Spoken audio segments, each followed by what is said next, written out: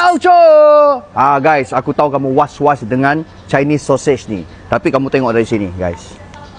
Okay, nampak tak? 100% halal produk daripada Thailand. Chinese sausage halal.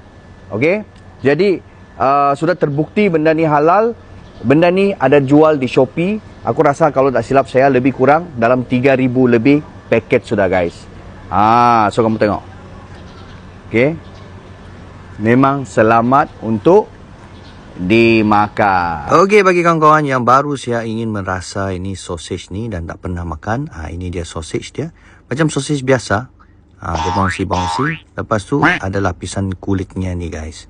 Kamu mau kasih kopek pun boleh, tidak mau kopek pun boleh. Sebab benda ni edible. Jangan pula kau ingat ni plastik. Boleh makan tu. So ini dia, hasil dia. Satu yang sudah kopek kulitnya, satu yang belum. Tapi dua-dua pun boleh juga dimakan ya, guys ya. Laptop ni boleh dimakan begitu saja, tapi saya lebih prefer untuk pan fry. Rasa dia jadi lebih wangi. Manis-manis macam daging salam, guys. Subscribe, berani follow lah.